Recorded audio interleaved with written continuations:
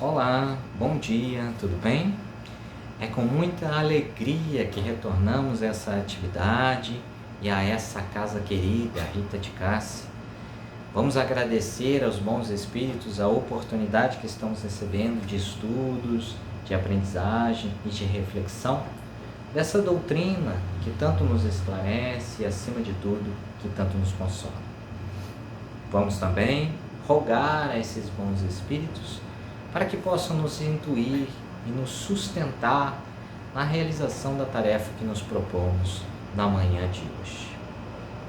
Bem, para falarmos sobre o tema que nos foi proposto, o tema de estudos que nos foi proposto na manhã de hoje, eu gostaria de relembrar de um diálogo que aconteceu há mais de 2000 anos atrás. Um diálogo interessante, um diálogo que eu diria, de certa forma, cifrado, difícil, complexo, mas que nos traz riquíssimos aprendizados sobre o tema de estudos da manhã de hoje. Refiro-me ao diálogo que aconteceu entre Nicodemos e Jesus. Esse diálogo que é registrado pelo evangelista João, o último evangelista encarnado, que assistiu todos os horrores da perseguição ao cristianismo, assistindo à morte de Paulo, de Pedro, e que registra no seu evangelho, lá no capítulo 3, este diálogo entre Nicodemos e Jesus. Nicodemos era membro do Sinédrio, era um doutor da lei, um profundo, portanto, conhecedor das leis mosaicas. Ele então procura Jesus à noite, exatamente para evitar as fofocas, os comentários. Ele procura Jesus à noite, intrigado, levando consigo algumas dúvidas ou questões importantes, e eu diria que perseguem, que estão na mente de muitos de nós na atualidade. E como todos nós conhecemos, aquela passagem ou aquela parábola que diz que o aprendiz precisa ir até o mestre com o seu copo vazio, para que o mestre possa encher com o seu jarro de sabedoria o seu pequeno copo, ou o seu jarro, ou o seu balde, aquilo que ele preferir levar. Em minha leitura, Nicodemos apresentou-se a Jesus desta forma: interessado, intrigado e levando o copo que ele poderia levar, o jarro que ele poderia levar. E quando tem o primeiro contato com Jesus, recebe ali um banho de conhecimento muito maior do que o jarro ou o pequeno copo que ele levou, ou que ele teve condições de levar. Nicodemos, entretanto, mesmo sendo um doutor da lei, reconhece no Cristo alguém especial. Reconhece no Cristo um mestre. Reconhece no Cristo alguém que conta com a presença do Divino Pai, que leva a todos a mensagem do Divino Pai. E é nesse contexto, então, nesse momento, então, que se estabelece o diálogo entre Nicodemos e Jesus, que eu tomei a liberdade de trazer um trechinho aqui para que possamos ver juntos. E diz assim: havia um fariseu chamado Nicodemos, uma autoridade entre os judeus. Ele veio até Jesus à noite e disse: Mestre, sabemos que ensinas da parte de Deus, pois ninguém pode realizar os sinais miraculosos que estás fazendo se Deus não estiver com ele. Jesus então responde a Nicodemos com a resposta mais importante para os estudos da manhã de hoje, que inclusive dá título ao capítulo do Evangelho segundo o Espiritismo, dizendo: em verdade vos digo, ninguém pode ver o reino de Deus se não nascer de novo. Pergunta então Nicodemos, intrigado com a resposta que acaba de receber, e sem compreender que o Cristo se referia, portanto, à realidade do Espírito. É exatamente por esse motivo que não só Nicodemos, mas a maior parte dos indivíduos tinha dificuldade em entender as lições do Cristo na época e ainda hoje, se pensarmos com mais objetividade. Pergunta ao Cristo: como alguém pode nascer novamente? Sendo velho, é claro que não pode entrar pela segunda vez no ventre de sua mãe e renascer. O Cristo então esclarece novamente com o seu jarro de sabedoria, muito além do copo ou do pequeno balde que Nicodemos trazia em suas mãos. Em verdade vos digo, ninguém pode entrar no reino de Deus se não nascer da água e do Espírito. O que nasce da carne é carne, mas o que nasce do Espírito é Espírito. Não se surpreenda pelo fato de eu ter dito: é necessário que vocês nasçam de novo.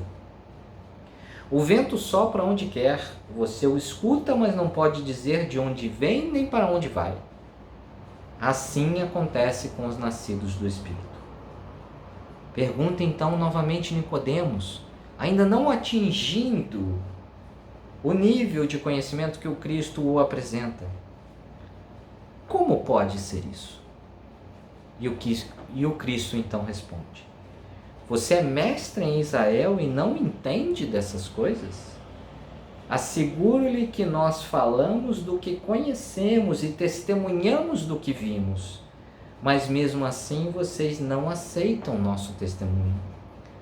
Eu lhes falei de coisas terrenas e vocês não creram. Como irão crer se lhes falar das coisas celestiais? Ou seja, o Cristo nos esclarece que em um primeiro momento apresentou a todos as verdades da matéria, e nem a essa foi ouvido, e nem a essa teve a credibilidade daqueles que o acompanhavam. Que diria eles então se apresentasse a essas criaturas a realidade das coisas celestiais, a totalidade da realidade das coisas do Espírito?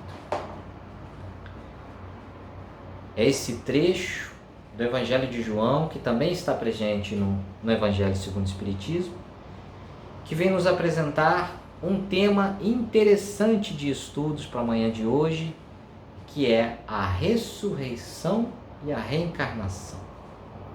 E este é um tema interessante porque muitas vezes nós mesmos nos pegamos nessa dúvida de imaginar que estamos falando, por exemplo, da mesma coisa: ressurreição e reencarnação.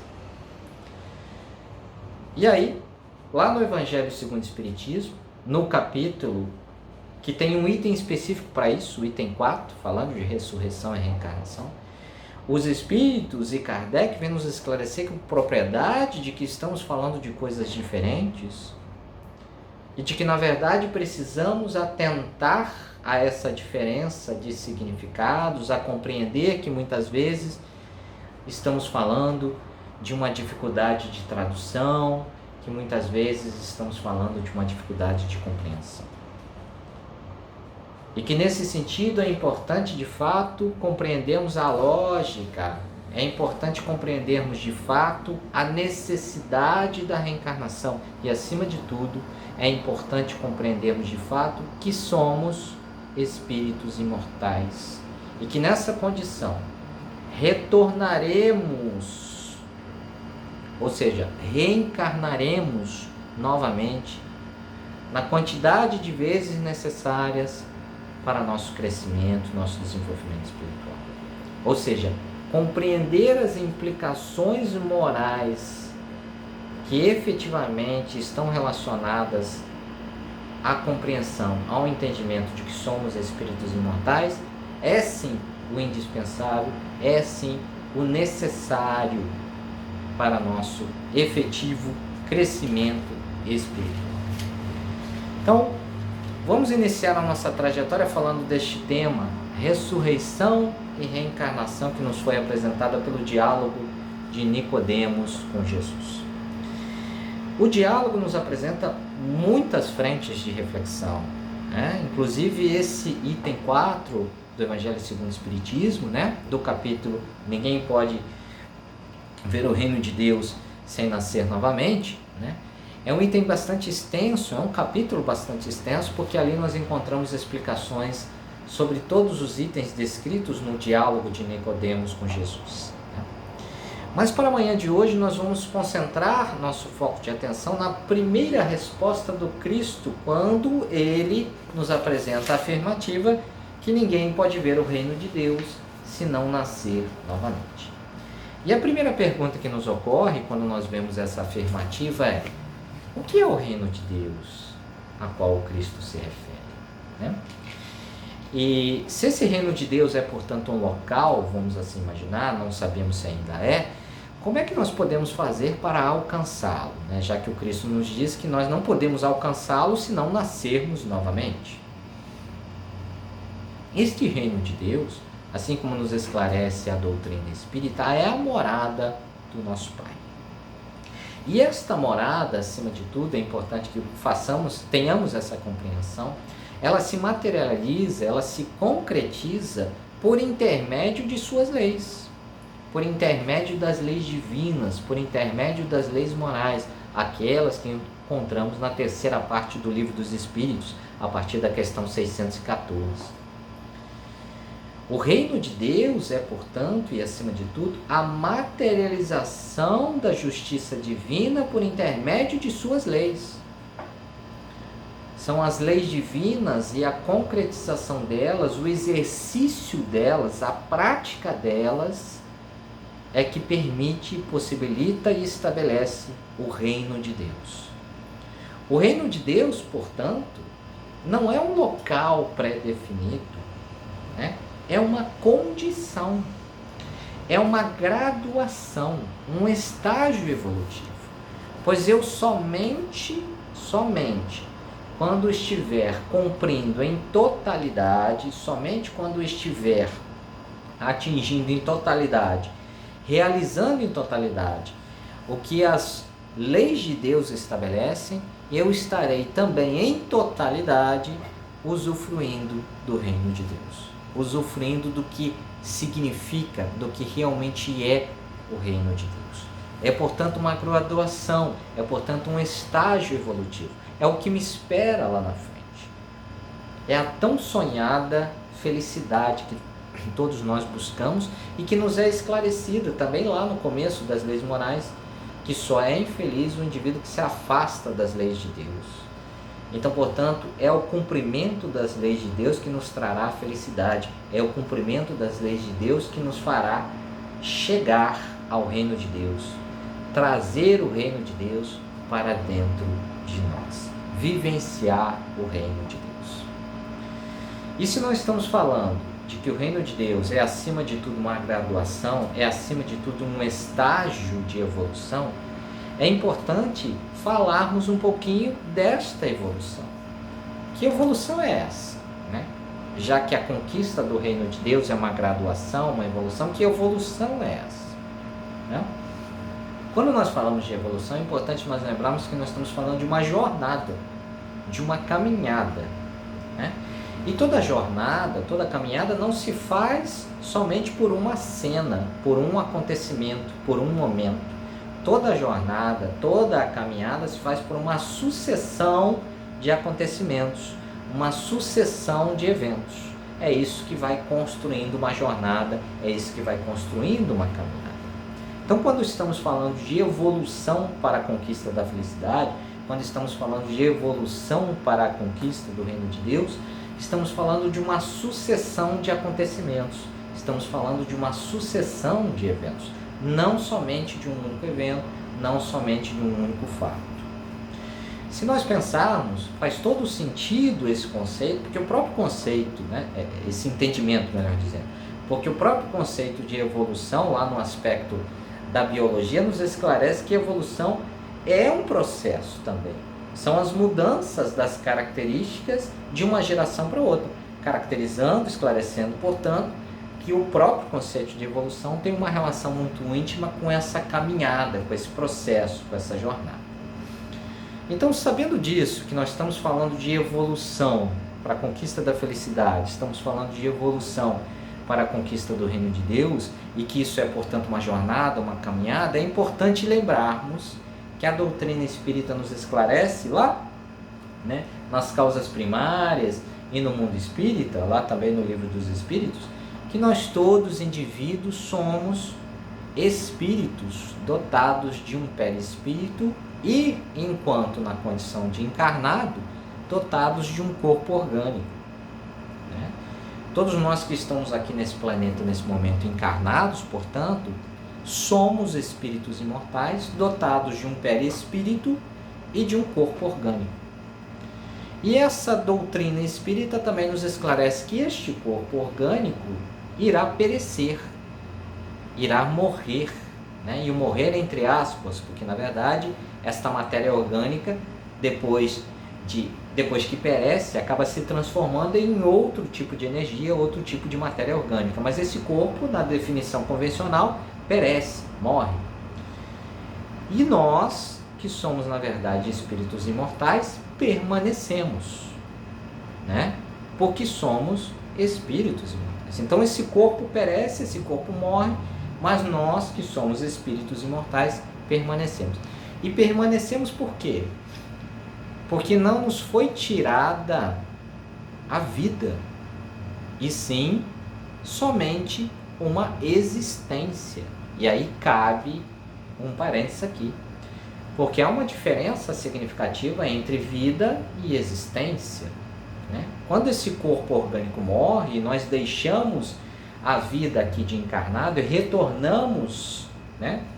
E retornamos ao nosso habitat original, retornamos ao plano espiritual, né? Nós passamos, portanto, por uma existência, não por uma vida.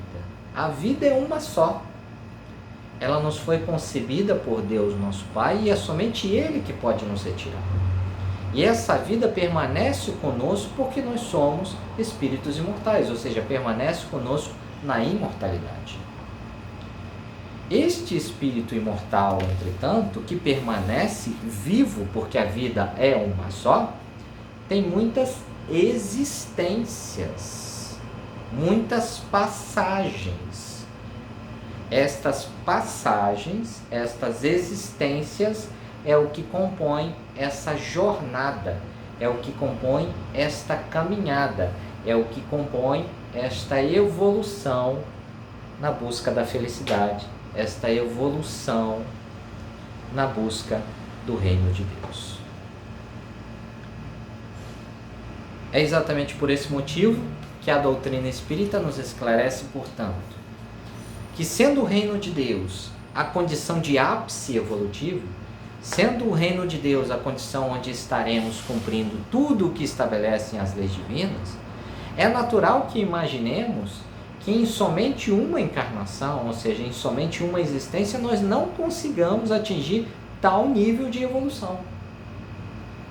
Por esse entendimento, nos é natural e evidente perceber a necessidade de retornarmos, de ganharmos mais uma oportunidade, ou melhor dizendo, de ganharmos várias oportunidades, para que em todas elas, ou seja, na construção dessa evolução, dessa jornada, dessa caminhada, nós possamos, em algum momento do futuro, conquistar a tão sonhada felicidade, conquistar o reino de Deus. Quando Cristo, portanto, se refere, ninguém poderá encontrar o reino de Deus se não nascer de novo, ninguém, portanto, conquistará tal condição, tal graduação, se não reencarnar novamente, se não retornar muitas vezes, se não seguir o processo evolutivo, se não dar sequência à sua jornada, à sua caminhada. Eis aí o que o Cristo nos apresenta nesse diálogo para Nicodemos e nessa realidade que fala do Espírito. É importante, entretanto, compreendermos que essa questão, essa ideia, esse conceito das vidas sucessivas, né, por assim chamar, não é um conceito que nos é apresentado somente pela doutrina espírita e que surge, portanto, somente ali no século XIX, com a publicação do Livro dos Espíritos, né, e da doutrina espírita. Essa ideia, ela já perdura, ela já vem de muito antes, né? Nós vamos encontrar referências a ela, por exemplo, lá na pré-história e na antiguidade, através de termos como, por exemplo, metempsicose, né, que é um termo genérico para a transmigração ou teoria da transmigração da alma de um corpo para outro, seja esse do mesmo tipo de ser vivo ou não. Este termo, nós encontramos esse termo em essa condição sendo referenciada por Pitágoras, por Platão, que, segundo nos esclarece os registros históricos, aprenderam esse termo com os egípcios, e os egípcios, por sua vez, aprenderam o termo, ou conceito, melhor dizendo, com os indianos, né? Vamos encontrar também lá no hinduísmo e no budismo a referência à chamada samsara, que é o fluxo incessante de renascimentos através dos mundos experimentados pelos seres sencientes, né? E ainda existe a referência à roda da samsara, né, que engloba 6 caminhos diferentes, definidos a partir do karma. Porém, por mais que se alcance uma existência abençoada, o sofrimento ainda é inevitável. Mesmo os seres mais iluminados ainda estão sujeitos aos males do mundo, ou seja, ao retorno. Apenas a iluminação completa quebra esse ciclo. E vamos encontrar outras referências também, como a palincegenesia e a roda dos nascimentos e tantos outros termos relacionados ao mesmo conceito, conforme a cultura e o momento de cada povo, nos revelando, portanto, que este não é um conceito novo, né? A palavra reencarnação, entretanto, tá, que é derivada do latim e que significa literalmente entrar na carne novamente, tá, é um termo que, na verdade, já havia surgido antes do século XIX, né? Contudo, é exatamente no século XIX que ele começa a ganhar um pouco mais de popularidade quando é utilizada pelo francês Hippolyte Rival, pelo que se utiliza do pseudônimo de Allan Kardec para publicar, né, a codificação, para publicar o Livro dos Espíritos. Então ali o termo começa a ganhar um pouco mais de popularidade, apesar de já ter sido utilizada anteriormente, antes do século XIX. A ressurreição, por sua vez, ou anastase, que também tem a sua origem no latim, que é o conceito de voltar à vida após a morte. A ressurreição, por sua vez, é um termo um pouco diferente, né? É, acima de tudo, uma crença escatológica no padrão de grande parte das religiões abraâmicas, né? Inclusive, a ressurreição é considerada por muitos teólogos a base do cristianismo, visto que Jesus, segundo os registros que nós encontramos na Bíblia, havia promovido 2 episódios de ressurreição, um que é o de Lázaro, o mais conhecido, mas também há outro, que é a filha de Jairo, né, que também nós encontramos os registros na Bíblia a esse sentido, tá? Entretanto, é lá no Evangelho segundo o Espiritismo e também nos relatos históricos que buscamos a respeito do tema e também nos estudos que, por exemplo, nós encontramos de Haroldo Dutra a respeito do Velho e do Novo Testamento, que nos esclarece a importância de compararmos as diferentes versões nas traduções, em especial grego e hebraico, né? A importância de compararmos essas diferenças que nós vamos entender, né? Inclusive ali no registro que consta no Evangelho segundo o Espiritismo, que a ressurreição, né, no sentido literal, né, significa em essência voltar à vida e não necessariamente voltar à vida no mesmo corpo. É exatamente por esse motivo que nós vamos encontrar ali no Evangelho segundo o Espiritismo, nesse capítulo 4, a seguinte afirmativa, que nos é bastante esclarecedora. A reencarnação fazia parte dos dogmas dos judeus sobre o nome de ressurreição, né? Ou seja, O que em essência os indivíduos estavam falando era de reencarnação e não de ressurreição, né? Pois o termo ressurreição, em essência, significa voltar à vida. Só os saduceus, cuja crença era a de que tudo acaba com a morte, não acreditavam nisso.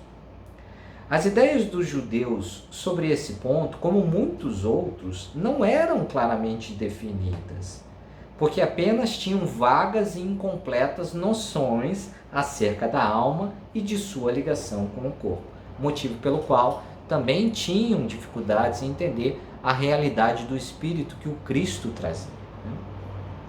Criam eles que um homem que vivera podia reviver, sem saberem precisamente de que maneira o fato poderia se dar. Designavam pelo termo ressurreição o que o Espiritismo mais judiciosamente chama de reencarnação. Com efeito, a ressurreição dá a ideia de voltar à vida o corpo que já está morto, o que a ciência demonstra ser materialmente impossível, sobretudo quando os elementos desse corpo já se acham, desde muito tempo, dispersos e absorvidos. O que percebemos aqui, então, muito claramente, é que nós estamos falando de uma questão de tradução, de terminologia, acima de tudo, de entendimento. Afinal de contas, os judeus também compreendiam o retorno à vida, mas não necessariamente no mesmo corpo. O que em essência os indivíduos diziam, entendiam, era a reencarnação. Entretanto, como nos é esclarecida, não compreendiam o fenômeno e o processo como um todo. Muitas vezes, o que promovia a confusão entre os dois termos. O texto, portanto, nos deixa claro, né, a impossibilidade da aplicação da ressurreição no seu sentido literal e reforça para todos nós a questão da reencarnação. É exatamente o que nós vamos encontrar neste mesmo capítulo do Evangelho Espiritismo, do Evangelho segundo o Espiritismo, nos itens seguintes, mais para frente, nos itens 16 e 17, quando ele nos diz o seguinte: não há, pois, duvidar de que, sobre o nome de ressurreição, o princípio da reencarnação era ponto de uma das crenças fundamentais dos judeus, ponto que Jesus e os profetas confirmaram de modo formal, donde se segue que negar a reencarnação é negar as palavras do Cristo. Um dia, porém, suas palavras, quando forem meditadas sem ideias pré-concebidas, reconhecerão autorizadas quanto a esse ponto, bem como em relação a muitos outros. O item 17, entretanto, que é interessante nós falarmos a respeito também, reforça a ideia da reencarnação e nos convida à realização de uma outra reflexão, o da renovação. O que ele nos diz? A essa autoridade, do ponto de vista religioso, se adita, do ponto de vista filosófico, a das provas que resultam da observação dos fatos. Quando se trata de retomar os efeitos às causas, a reencarnação surge como necessidade absoluta, como condição inerente à humanidade, numa palavra, como lei da natureza. Pelos seus resultados, ela se evidencia de modo, por assim dizer, material, da mesma forma que o motor oculto se revela pelo movimento. A reencarnação é, portanto, uma necessidade absoluta. Ninguém pode alcançar o reino de Deus se não nascer de novo. Ninguém pode atingir a condição da felicidade tão sonhada. Ninguém pode atingir o reino de Deus se não reencarnar, não uma, mas muitas vezes, se não seguir o processo evolutivo, se não seguir na jornada de crescimento espiritual. Ninguém. É, portanto, uma necessidade absoluta, uma condição inerente, uma lei da natureza. E aí, sabendo disso, sabendo, portanto, que que a reencarnação é uma necessidade inerente. Sabendo, portanto, que ela é uma condição sine qua non para que nós possamos atingir a felicidade tão desejada, para que nós possamos atingir o reino de Deus. Sabendo disso, e lembrando que lá na questão 132 do Livro dos Espíritos, os Espíritos nos esclarecem qual é o objetivo da encarnação, ou seja, por que ela existe, para que ela existe. E lá nós entendemos de maneira muito clara que o objetivo da encarnação é o de evoluir, o de crescer espiritualmente. Então, sabendo que a reencarnação é uma condição inerente para nosso crescimento espiritual, entendendo que o objetivo dela, da encarnação, é o de crescer, é o de evoluir espiritualmente, vale a pena nós pensarmos, nesses minutos finais de nosso encontro, o que estamos fazendo com nossa encarnação. Com essa oportunidade bendita que nos foi dada por Deus para evoluirmos, para crescermos espiritualmente. A reencarnação, meus amigos, minhas amigas, é acima de tudo uma oportunidade de resgatar, de se melhorar, de evoluir. É acima de tudo renovação. É a justiça divina que é acima de tudo de amor e de caridade se fazendo presente em nossas vidas. A reencarnação é, portanto, um presente divino.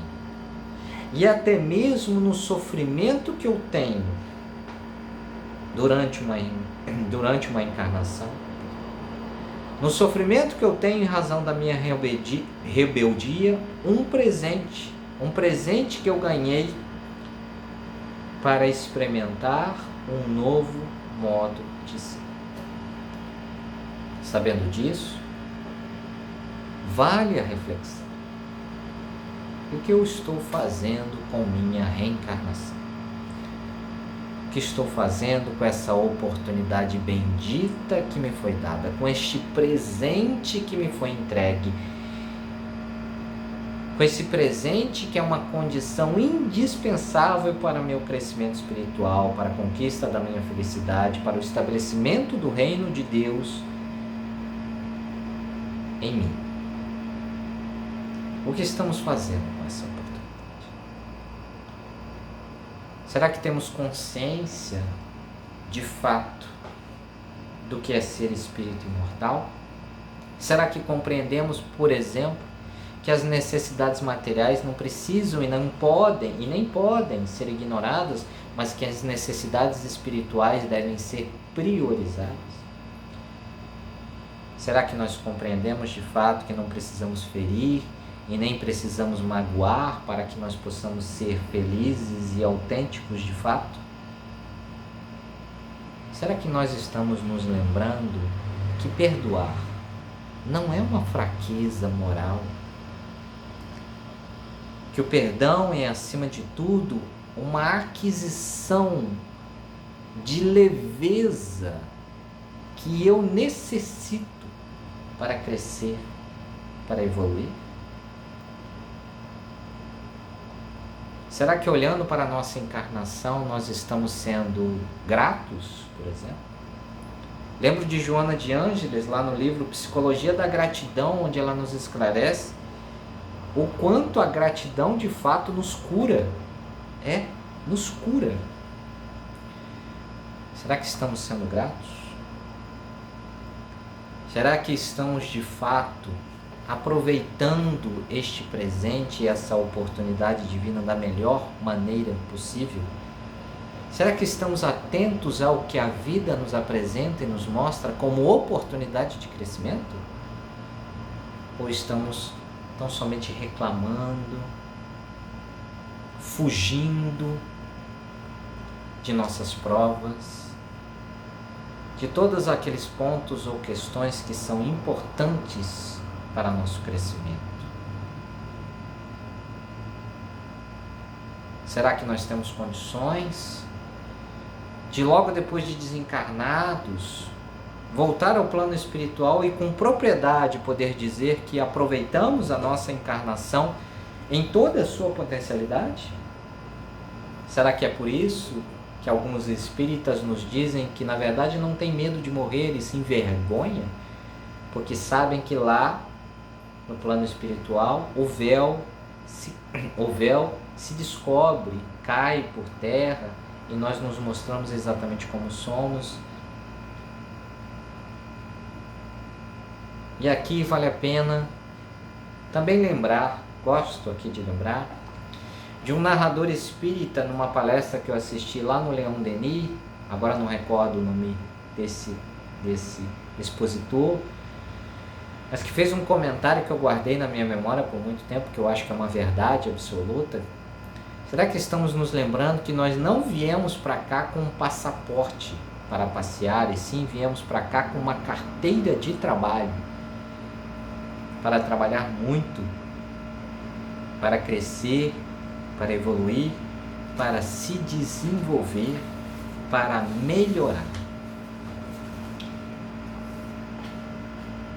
E se eventualmente qualquer um de nós neste momento estiver em dúvida, imaginando como nós podemos nos melhorar, como nós podemos crescer, como nós podemos garantir desenvolvimento nessa jornada espiritual, quem nos ajuda a responder essa questão é o espírito Cassimiro Cunha, que tem uma poesia belíssima e que eu adoro, que é, acima de tudo, um convite para a nossa reforma, um convite para o nosso crescimento espiritual.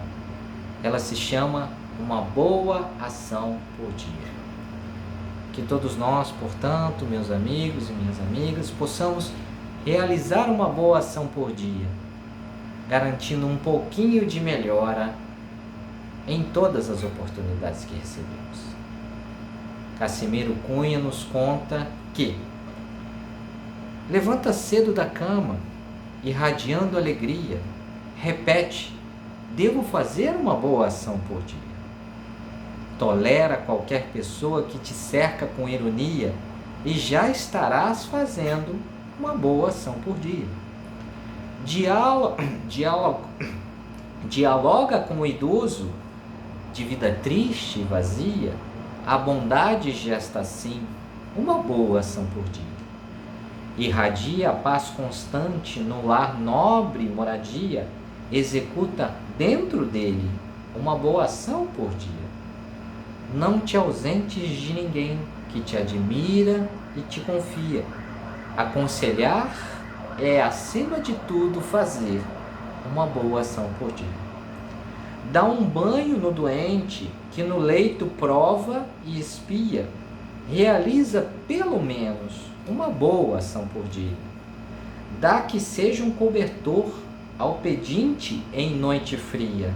Não te empobreças fazendo, e não te empobrecerás fazendo uma boa ação por dia. Compreende teus parentes, vive em mais harmonia, decreta silêncio e faz uma boa ação por dia. Quem mais galgou o posto de anjo e muita luz irradia, se angelizou porque fez uma boa ação por dia. Que todos nós possamos então nos lembrar sempre que somos espíritos imortais. O que isso significa em nossas vidas? Que possamos nos lembrar sempre que recebemos um presente divino que se chama reencarnação. E que esse presente divino precisa ser aproveitado em toda a sua potencialidade. E que possamos em todos os dias de nossa vida buscar sermos pessoas melhores do que fomos ontem, espíritos melhores do que fomos ontem. E que as leis morais que nós encontramos lá no Livro dos Espíritos não sejam somente informações em nossas vidas, mas como nós encontramos lá na introdução do Evangelho segundo o Espiritismo, que essas leis possam ser um código de conduta que diga tudo o que precisamos fazer em nossa vida pública ou particular. E que possamos nos lembrar das lições do Cristo, que elas iluminem nossa mente, nossos corações e, acima de tudo, nossas atitudes, para que possamos ser dignos de nos chamarmos cristãos, por sermos merecedores de tal condição, por sermos dignos de praticarmos tudo aquilo que nosso Mestre Divino nos ensinou. Que assim possa ser. Paz e bem em todos, uma boa semana.